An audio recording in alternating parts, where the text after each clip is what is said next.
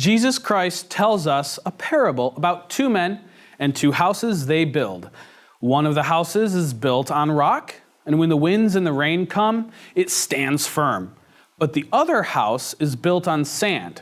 Now, sand isn't a good thing to build a house on, right? So when the storms come, the house falls over. Pretty obvious parable, right? We must build our house, that is our faith, on a firm foundation of Jesus Christ, not the sand of our own ideas.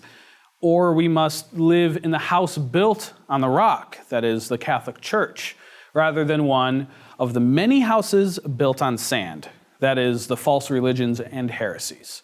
I'm Charles Hornbacher, and welcome to this special bonus episode of Houses Built on Sand. In this series, we look at some of, these houses built on sand and the men who built them on sand.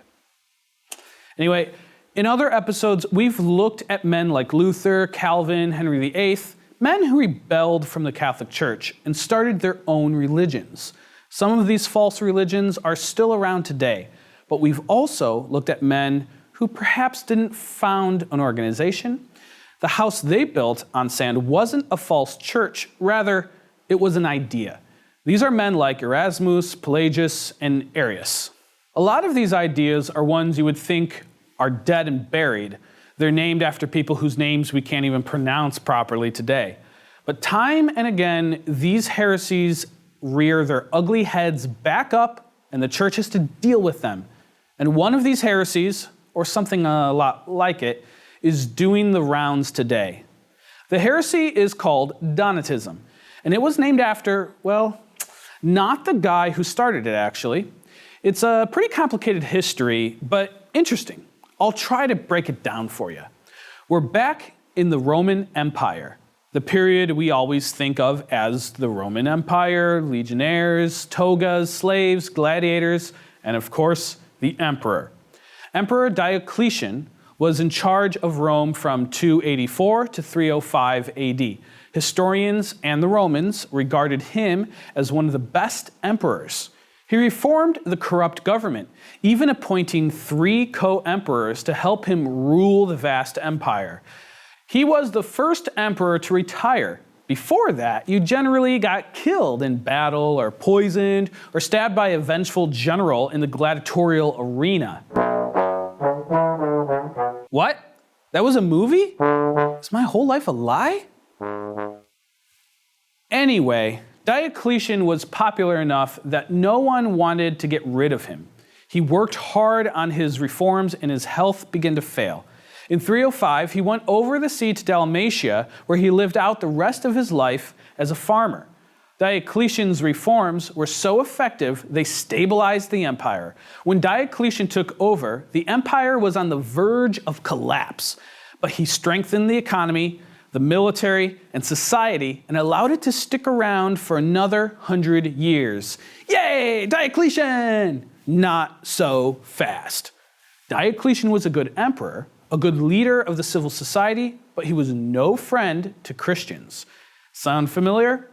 Well, it should. Politicians have been playing this tune for 2,000 years, and Diocletian played it louder than most. Although it didn't start out that way. At first, the Roman emperors didn't bother with formal laws against Christians. They had more important things to address than some small little upstart religion.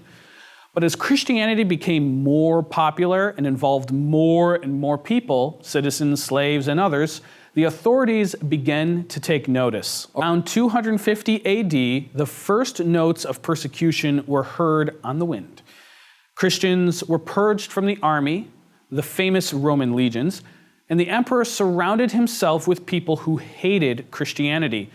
But despite all that, the Romans recognized the power and majesty of the church.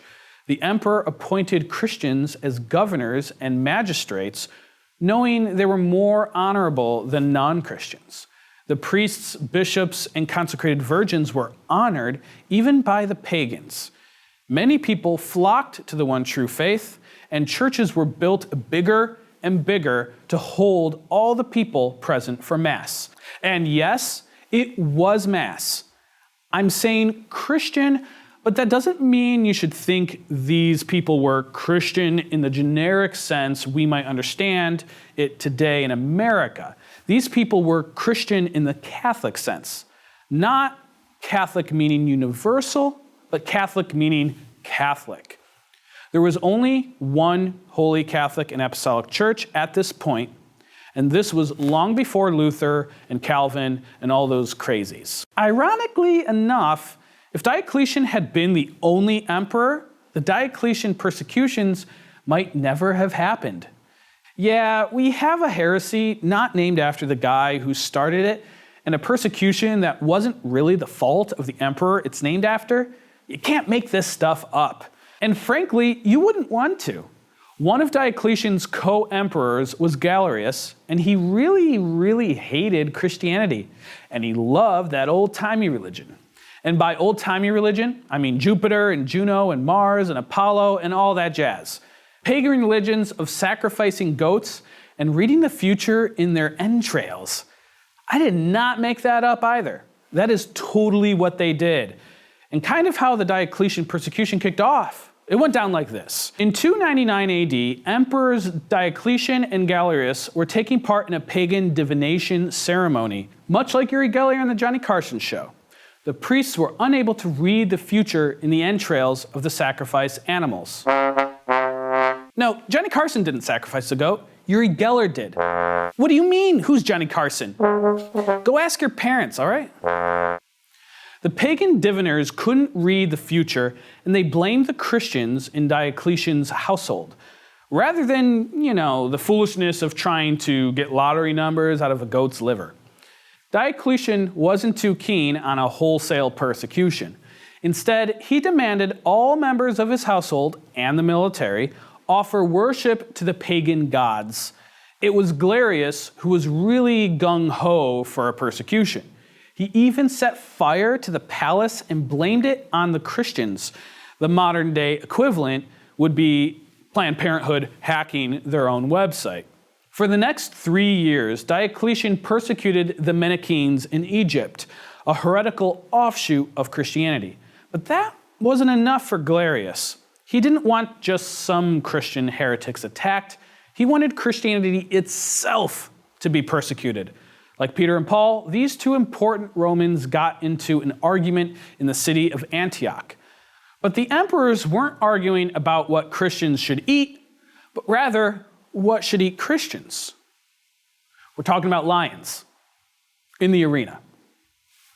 Galerius advocated a universal persecution of Christians. Diocletian wasn't so sure, so they sent to the temple of Apollo to ask the oracle there what should be done. The oracle said the Christians hindered her ability to prophecy and so must be exterminated. Now, here's a sidebar. As Christians, we often think the pagan gods of Rome and Greece and Egypt and Scandinavia are nothing more than myths like the Tooth Fairy. But that's not the case. People worshipped these gods for centuries, and humans aren't stupid. You don't worship something unless you are getting something out of it. We follow Christ and receive forgiveness of our sins, an outpouring of grace, conversions of heart, and even sometimes physical healings or other miraculous cures. The pagans must have been getting something out of all the sacrifice and worship they gave to the gods, right? And they did. These gods were real, demonic entities, accepting the sacrifice of humans like Baal and Bel. In the Old Testament, these gods had power and could influence the lives of men. But when faced with the one true God, they had no power. The demonic creature behind the oracle of Apollo ordered the Christians exterminated. This was enough for Diocletian, and Galerius got his way. A universal persecution of Christians began.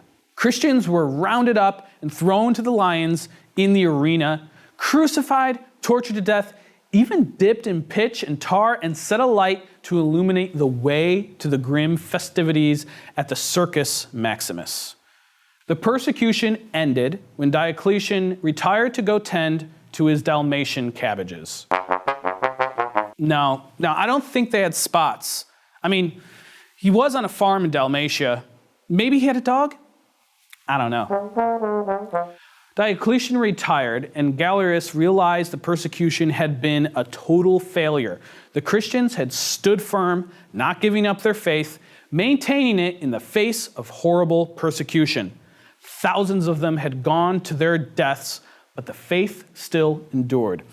It was only 2 years after the persecution ended that Emperor Constantine, the son of one of the 3 co-emperors, issued the Edict of Milan, which made Christianity perfectly legal. So what's the lesson from the Diocletian persecution? Stand firm in the faith and everything will be okay. Well, yes, but there is something else. Not everyone did stand firm in the faith. Imagine the situation before you judge these people. The persecution lasted 8 years, the length of a 2-term president office in the USA. Before that, sure, a Christian couldn't be in the army and it was difficult, but people respected you and thought your religion was pretty cool. Suddenly, bam! Out of nowhere, swords and crosses and lions and tigers and bears, oh my. Plenty of Christians just ran off and hid. Others denied Christ. They were asked to simply offer a pinch of incense to the Roman gods and everything would be fine. Others turned traitor. Actually, that's where we got the word traitor from. It comes from the Latin traditor, meaning to hand over. These were people who, handed over the Christian scriptures, chalices, sacred vessels, or even their fellow Christians to the Roman authorities. Now, the persecution was ended, and these people wanted to come back into the church. Now, stop for a second and think about your immediate reaction to that. That'll tell you a lot about yourself. The church at the time didn't make it easy for them. At first, they were forbidden to enter the church buildings. They had to stand outside and pray for forgiveness. Then, after months or even years, they would be allowed in, but had to kneel silently on the stone floor during Mass. After, again, months or even years of that, they would be forgiven and remitted to Holy Communion. And we make a big fuss over the priest who gives us a whole rosary as a penance. Matters came to a head in Carthage in North Africa. Now today, Carthage is famous for Hannibal and his elephants, but it's a different sort of intractable animal we're talking about, and that's the Donatists. They didn't like the idea of people being remitted to communion, and they definitely didn't like the idea of traditor priests offering Mass or other sacraments. The situation in Carthage was complicated by something Bishop Mensurius had done. First off, he told people to stop looking for persecution. People had pretty much just ran up to the Romans and said, I'm a Christian, and I'm not going to offer incense to the gods of Rome, and I'm not going to hand over the scriptures. Murder me, murder me! Some of them were even trying to get arrested, knowing life in prison would be pretty luxurious. Other Christians would send them money. And some people were even trying to get killed to get out of debts that were crippling their families. Mensurius told them to knock it off, which didn't go over well with some of the more hardcore people, especially when he said such people shouldn't be venerated as martyrs. Mensurius had also handed over scriptures to the Romans, but not real scriptures. Instead, he handed over a load of Gnostic and other heretical writings. It was pretty crafty. He protected himself and his people, and he also got rid of a load of garbage teachings that might have corrupted the minds of his flock. So there was tension in Carthage, and it got really bad when Mensurius made a man called Caecilian a deacon. The hardcore party didn't like him. They said he treated them badly during the persecutions. Mensurius went to Rome to talk to the Pope, but he died on the way back to Carthage. Now's our chance, said the bishops who were under the primate of Carthage's authority. Only they probably said it in Latin. Now, they expected one of them to be named the Bishop of Carthage and to be the big cheese. But the people were all like, nuh-uh, in Latin, of course. And they liked Caecilian. They elected him bishop. We don't do that anymore, but that's how it was done back then, and it was totally legit, just in case you were wondering. The other bishops didn't like this very much. They said Cecilian's consecration was invalid because they had accused the bishop who consecrated him of being a traitor, and consecrated a guy called Majorinus, saying he was the rightful bishop.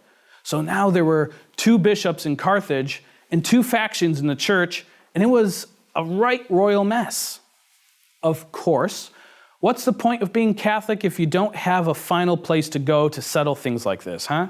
It's not like we're some kind of tambourine-shaking Baptists or beer-swilling Lutherans. We got the Pope. He can decide. And he did. The Pope sided with Cecilian, and the matter was closed. And it never troubled the church ever again. Oh, it didn't? And it just got worse and didn't die off for years and years? Wow, who could have seen that one coming? A group unhappy with what they see as an overly merciful stance and problems in the church consecrates their own bishop, and when Rome tells them to stop, they ignore the Pope? You will notice we haven't really talked about Donatus. That's because he didn't come on the scene until after Majorinus had died. Donatus was his successor. Yeah, this wasn't just one bishop. These guys consecrated their own bishop without approval from Rome and then just carried on doing like they were running some kind of parallel church. And before you ask, I don't know why Donatism isn't called Majorinism. Chalk it up to the weirdness of history, I guess. And what they taught certainly didn't make sense. They attacked the root of the sacraments. They said priests who turned traditor couldn't celebrate valid sacraments, even if they confessed and received absolution. St. Augustine got into the argument later and maintained what the church maintains, that the validity of the sacraments depend on the holiness of God, not the minister confecting the sacrament. Even if the priest is in a state of mortal sin, he celebrates valid sacraments. The Pope condemned the heresy around 313 AD, and so did the Council of Arles. This council excommunicated Donatus himself, but it wasn't completely unsympathetic to their position.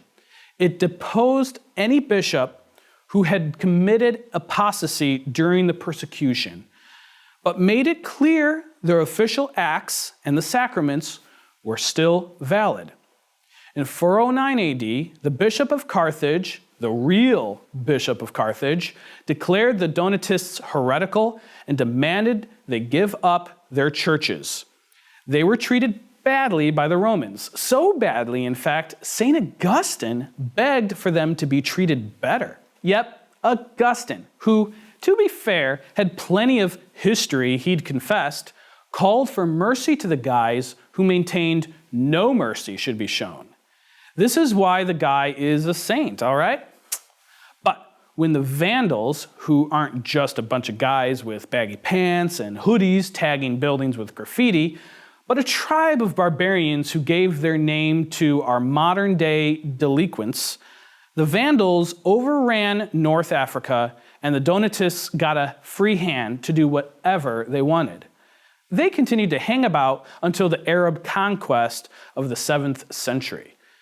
As an organized heresy, Donatism has run its course, but its foundational ideas still infect the church. Remember when I asked you what you thought about the traditors being let back into the church? I said it would teach you a lot about yourself. We're all sinners, and regardless of how difficult the church might subjectively make forgiveness, a few Hail Marys versus decades of public penance, we have to be honest and say, whatever we do isn't enough. Christ forgives us as an act of unmerited mercy. If we think our penances are buying forgiveness, then we are both totally wrong and getting the best deal of all time. The whole point of Christianity, of Christ's mission, is mercy. St. Peter denied Christ, and he was forgiven. St. Paul persecuted Christ, and he was forgiven. Each of us has sinned horribly, and each of us has been forgiven. We have to remember that. Whenever we are faced with someone who has sinned or perhaps is still sinning, their sins can be forgiven just as easily as ours. Or maybe we need to think our sins are just as hard to forgive as theirs. We should show mercy, not judgment, to all sinners and pray others do the same for us. But the lesson of the Donatists teaches us something else too, the validity and legitimacy of the sacraments. Really, the whole work of the church doesn't depend on the holiness or even outward piety of the minister. Displays of beautiful reverence, a life of personal moral fortitude, these things are encouraging and wonderful, but a priest who lacks them is no less a priest than a modern-day St. John Vianney. And we must accept the will of Rome. If Rome says something, then the case is closed.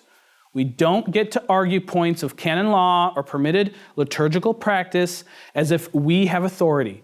We don't get to decide the situation is very serious, so serious that we can ignore the law or what the Pope says. We can't set up our own churches, our own parishes, our own tribunals, or ordain our own priests and bishops.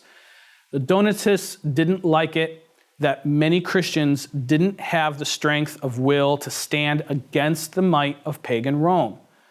But they themselves didn't have the strength to stand with Catholic Rome afterwards, instead choosing to build a house on sand, relying on their own sense of justice rather than the Christian understanding of mercy. So, that's Houses Built on Sand.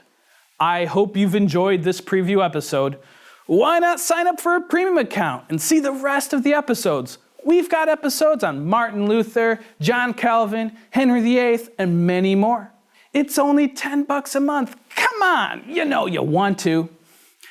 Stay holy, my friends. I'm Charles Hornbacher, and this has been Houses Built on Sand.